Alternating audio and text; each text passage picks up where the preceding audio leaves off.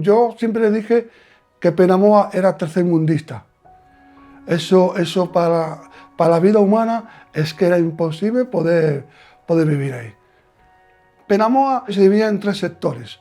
Eran lo de las casas blanquitas, las barracas, que era donde los gitanos de la Cubera entraron ahí por el Ayuntamiento de La Coruña. En la zona del medio estaban los gitanos que vivían en el Bioño. En la zona de arriba estaban los gitanos portugueses. Éramos todos conocidos, éramos como la gran familia.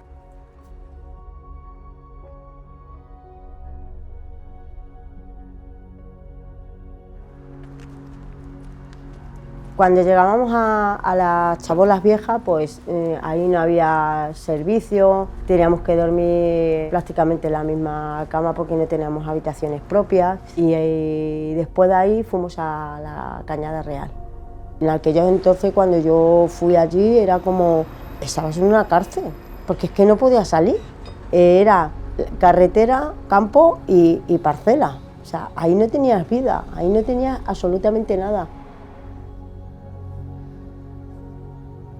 Pues fue por necesidad, fue algo que experimentemos. Yo por lo menos por primera vez, yo nunca, ni se me había imaginado una chabola, pero fue por necesidad. No teníamos dónde vivir con los 2 niños y pues una chabola. No hay más, pues no hay más.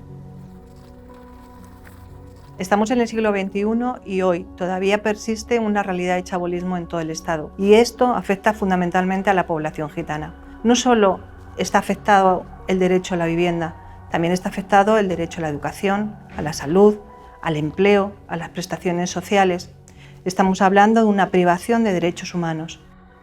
Esas son las de la entrada. El chabolismo en España es un problema estructural porque realmente no estamos hablando de asentamientos temporales, sino que muchos de los asentamientos que existen actualmente nacieron como una solución temporal, pero que se han establecido en el tiempo. Hoy hay varias generaciones residiendo en esos asentamientos que de inicio eran temporales, pero que finalmente persisten.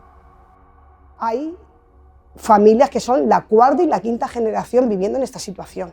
Entonces le están vulnerando no solamente a los padres, a los abuelos, a los bisabuelos que vivían en esa situación, sino que a la 4ª y la 5ª generación siguen viviendo en esas condiciones. Y les afecta al nivel de futuro en todos los sentidos. Un futuro que la mayoría de los niños las tienen por las condiciones donde están viviendo y los niños gitanos que viven en estas situaciones no van a tener. Nosotros estamos en medio de todo y los niños cuando, claro, no tienen un parque donde jugar, venían de su colegio con sus mochilas, no podían salir a la calle, todo santo día en la chabola. En una cierta ocasión yo me voy a tapar a los niños y lo que me encuentro es que los niños están en la cama y está cayendo una gotera y miro para el suelo y hay un charco de agua. Bueno, a mí ahí se me cayó el alma. Se me cayó el alma porque, claro, ves a tus niños, jolín, de esta manera. Te da miedo por muchas partes, pues miedo porque van a caer malos, porque pasan frío. Estás durmiendo, estás pensando si se cae una viga, si cualquier aire te va a hacer daño a un chiquillo, muchas cosas. Lloviendo, pues el niño grande como la niña pequeña me estira de la pata, mamá, tú no vas a por agua, voy yo. Y el niño con 15 años va por agua. Claro, tú como madre, pues lo pasas mal. Uno de los derechos que se está vulnerando, así que te rasga, es el tema de tener agua corriente y el de saneamiento, ¿no? Parece ser que para nosotros los derechos no existen. Es muy duro. Muy duro porque no te puedes asear, no puedes hacer tus cosas, tienes que pedirle agua a todo el mundo. Cuando está lloviendo tienes que ir a por agua igual.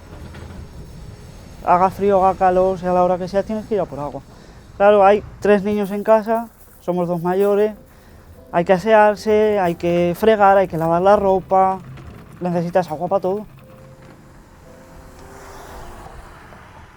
Aparte de las 1000 limitaciones que tienen en relación a sus condiciones de vida, es sobre todo el prejuicio que supone cuando dicen que viven en un asentamiento chabolista, porque al final todos asociamos el chabolismo a pobreza y a exclusión social. Si yo o cualquier persona de Cañada que quiera optar a un trabajo, simplemente por la dirección ya le dicen que no.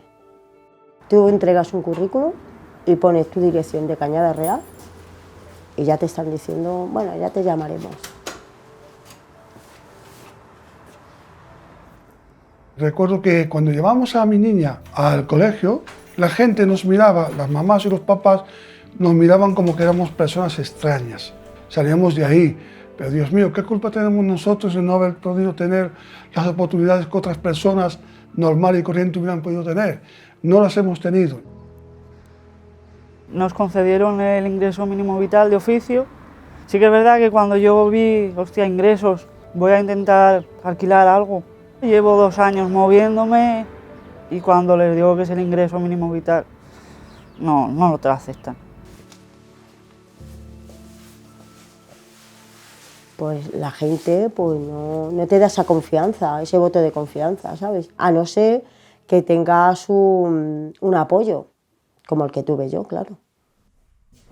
Yo tuve un apoyo de secretariado gitano, en donde se dio la oportunidad de hacer un curso y claro, a raíz de ahí pues me dieron una oportunidad de buscar un empleo y la aproveché, porque era lo que yo necesitaba y demostrar de que aunque vengas de un barrio bajo, puedes ser trabajadora, puedes ser responsable, puedes ser legal. La mayoría de las personas sí queríamos salir. Ojo, y decíamos, pero que no queremos salir de gratis, que nosotros sabemos trabajar, que trabajamos, que queremos nuestros derechos como cualquier otra persona, caray, que no queremos que nos regales un piso, que no, señor, que yo, esta vivienda que tengo 25 años hipotecado, llevo 13 o 14 años, y como todo santo inmortal, estamos pagando. Para conseguir el éxito en la erradicación del chabolismo, hay que hacerlo desde una perspectiva a medio y largo plazo, con medidas estructurales en el ámbito político, en el ámbito social, en el ámbito educativo y en el ámbito del empleo. No es solo una cuestión de erradicación y dar una vivienda, tiene que ser acompañado de políticas integrales. Uno de los trabajos más importantes en los realojos para nosotros, para el equipo de la Fundación, es todo el trabajo de acompañamiento a las familias. Toda esa parte es fundamental para que el proceso de realojos vaya bien y haya una integración en el barrio de acogida. Cuando nos fuimos del poblado de Penamoa, hubo mucha incertidumbre, hubo muchos miedos y no estábamos adaptados a lo que era una vivienda normalizada, porque la mayoría de las personas mayores que vivían en Penamoa siempre vivieron en chabolas. Siempre existió chabolismo para las personas gitanas. Desde la Fundación Secretariado Gitano llevamos muchos años denunciando esta situación que condena a muchas familias gitanas. Por ello también estamos trabajando para que este problema esté en las agendas políticas, a todos los niveles, local, autonómico y nacional. Yo creo que ahora mismo, a nivel político, tienen una oportunidad ahora mismo con todos los fondos europeos que hay, sería el momento ideal para erradicarlo, a nivel estatal y a nivel local. Depende de los políticos, que se lo crean y que pongan en sus agendas políticas que en sus ciudades no quieren el tema de chabolismo. No somos los únicos que estamos en una mala situación, pero no se preocupan, no tienen un miramiento de decir, vamos al barrio, está esta familia, hay otra familia, hay una mujer, hay niños. No se preocupan de nada. Tú comparas solamente en abrir el grifo y que tengas agua caliente, o levantarte y ir al baño y no tengas que salir afuera lloviendo o nevando o haciendo viento o haciendo frío. Es que es otro mundo. Recuerdo mi primera vivienda que fue en Meicende, cuando yo y mi esposa fuéramos a ver este piso, cuando ya había una pechadura para abrir, cuando ya había llave, fíjate tú, abrí la puerta, nos enseñaron la cocina. Bueno, nosotros nos quedamos asombrados. Entramos al salón, con los sofás, con los muebles. Eso para nosotros es un trocito de cielo. A raíz de tener la vivienda, ya nuestros niños ya iban de otra manera, más contentos, era lo normalizado. A veces la ausencia de decisiones políticas, de valentía, de la dilatación en el tiempo en la búsqueda de soluciones, hace que se prolonguen las situaciones de sufrimiento de muchas familias, Estamos hablando de vidas, estamos hablando de la salud, estamos hablando incluso de muertes por accidentes que están ocurriendo en el día a día. Que tienen que darle cuenta que hay personas, que hay familias enteras, que hay niños, que hay niñas, que hay historias detrás que nadie conoce. El chabolismo se puede erradicar y nosotros desde la Fundación reivindicamos que se pongan en marcha todas las medidas para que cumplamos ese objetivo de chabolismo cero en el año 2030.